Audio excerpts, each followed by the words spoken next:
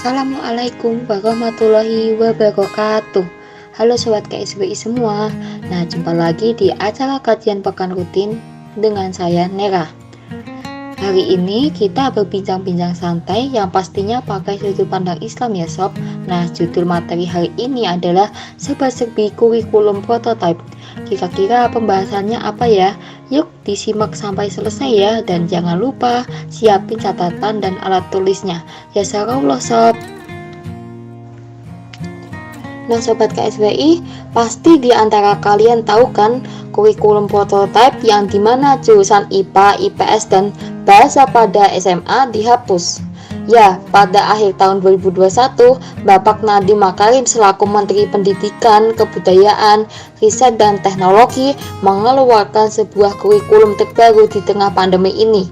Nah, yang disebut sebagai kurikulum prototype, yang dimana kurikulum tersebut diatur dalam keputusan Mendikbudristek 162/2021 tentang sekolah penggerak. Nah, dengan adanya kurikulum ini, pemerintah menawarkan sebagai pilihan bagi sekolah untuk mengatasi kehilangan pembelajaran sekolah atau learning loss dan mengakselerasi pendidikan nasional. Nah, Kemendikbudristek ini berencana meluncurkan kurikulum prototype secara resmi pada awal Februari 2022. Dan kurikulum prototipe ini sudah diterapkan secara terbatas pada kelas tertentu di sekitar 2.500 satuan pendidikan atau sekolah penggerak, mulai dari jenjang SD, SMP, hingga SMA dan SMK.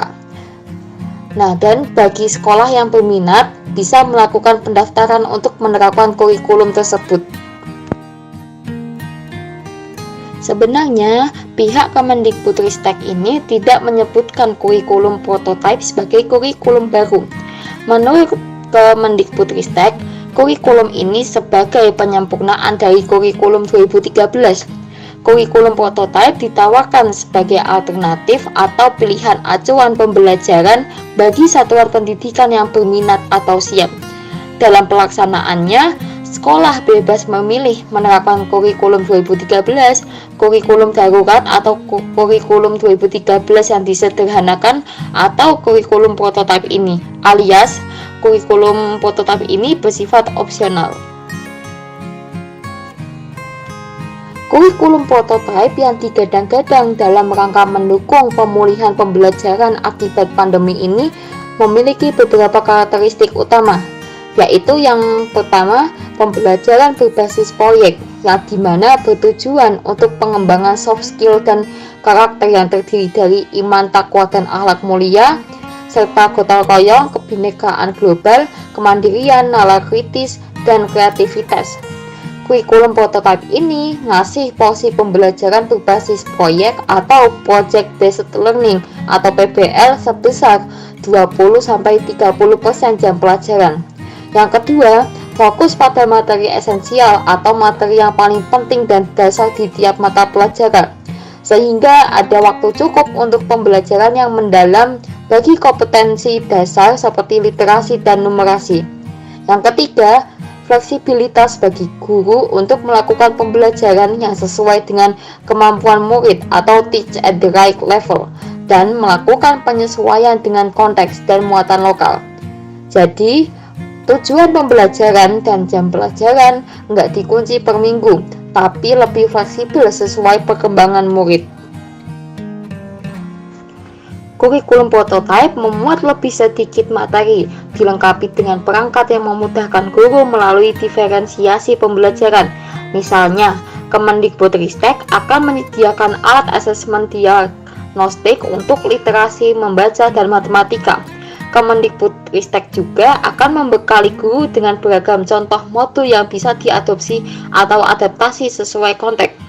Sekilas, kurikulum prototipe ini memberikan harapan baru bagi dunia pendidikan.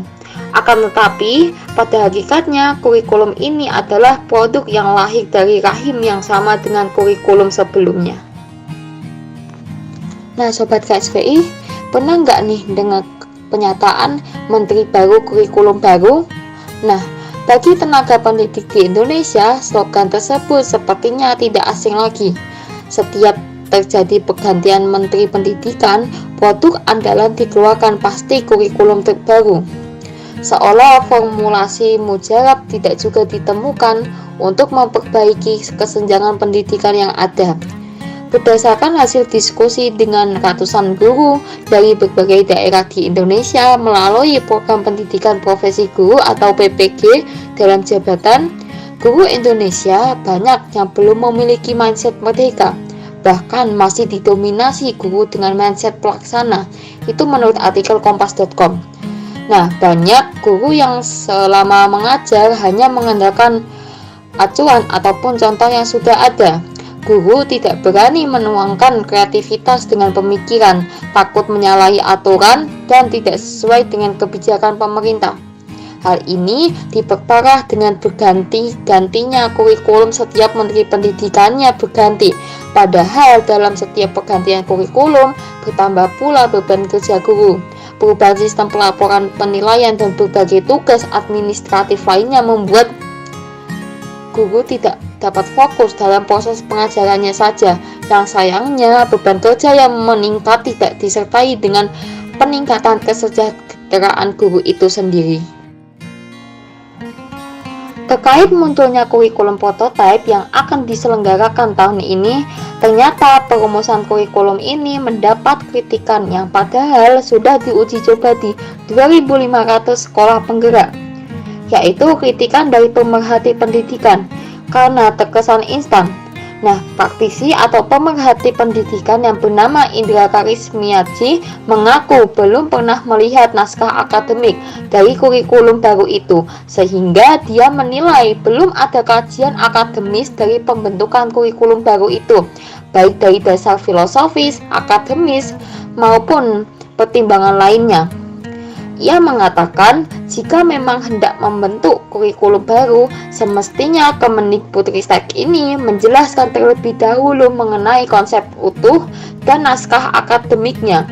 Semua itu semestinya dibahas bersama para tokoh atau organisasi-organisasi pendidikan untuk kemudian memberikan kritik maupun masukan terhadap naskah akademik dan konsep dari kurikulum prototipe ini. Dengan demikian, tidak aneh jika kemudian muncul anggapan di masyarakat bahwa kurikulum ini hanya sebagai alasan untuk membuat proyek baru saja. Apalagi bersama dengan peluncuran kurikulum prototipe ini, Mendikbudristek menjanjikan penyaluran bantuan beragam alat kebutuhan seperti laptop dan proyektor serta berbagai platform penunjang.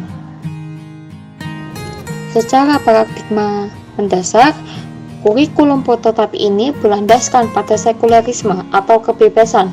Pendidikan yang sekuler materialistis ini merupakan produk dari ideologi sekulerisme yang terbukti telah gagal mengantarkan manusia menjadi sosok pribadi yang utuh, yakni seorang manusia yang saleh dan muslim. Hal ini karena pendidikan sekuler bertujuan sekedar membentuk manusia-manusia yang berpaham materialistis dalam pencapaian tujuan hidup, hedonis dalam budaya masyarakatnya, individualistis dalam interaksi sosialnya, serta sinkretis dalam agamanya. Sekalipun disebutkan kurikulum ini akan berfokus pada pembentukan karakter dan kompetensi, karakter yang dimaksud adalah karakter sekuler. Apalagi jika kita dikaitkan dengan peta jalan pendidikan yang telah dicanangkan, yang tidak lagi mencantumkan frasa agama sebagai profil pelajar yang ingin diwujudkan. Asas sekuler mempengaruhi penyusunan struktur kurikulum yang tidak memberikan ruang semestinya pada proses penguasaan sakofa Islam dan pembentukan kepribadian Islam sebagai agama mayoritas yang ada di negeri ini.